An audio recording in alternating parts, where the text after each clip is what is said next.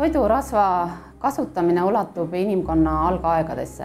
Paar aastatuhat enne meie aega kasutati rasvamääret ravi ja kosmeetika eesmärgil ja saadi teda rasvakoe sulatamise teel. Või tootmine Eestis sai alguse 19. sajandil.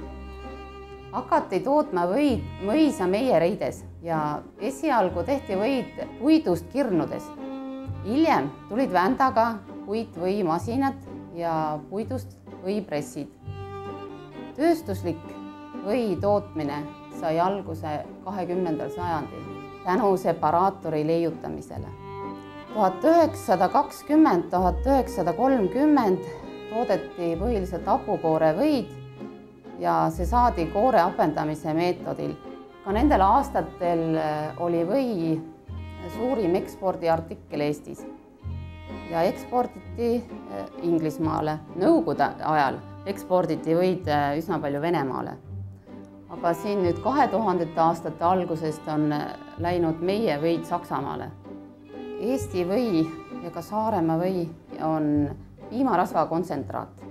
See õige või ei tohi olla alla 80%, ei tohi tal olla rasva ja vett mitte üle 16%. Või saamiseks separeeritakse piim. Saadakse koor ja lõss. Koor siis hoitakse ja koore kokkulöömise teel saadakse või. Peale või kokkulöömist tuleb võid pressida ja siis toimub või pakendamine, jahutamine. Vanal ajal sai või tuntuks juba oma kõrge energiaväärtuse poolest ja seda ta on ka tänapäevani. Et võis on väga palju kasulikke rasvhappeid, mis on lastele kasvufaktoriks, siis fosfolipiidid on närvirakkudele väga kasulikud ja teada on, et või sisaldab rasv lahustuvaid vitamiine. Kõige suuremal hulgal A ja D, E-vitamiini, väiksemal määral B-vitamiine.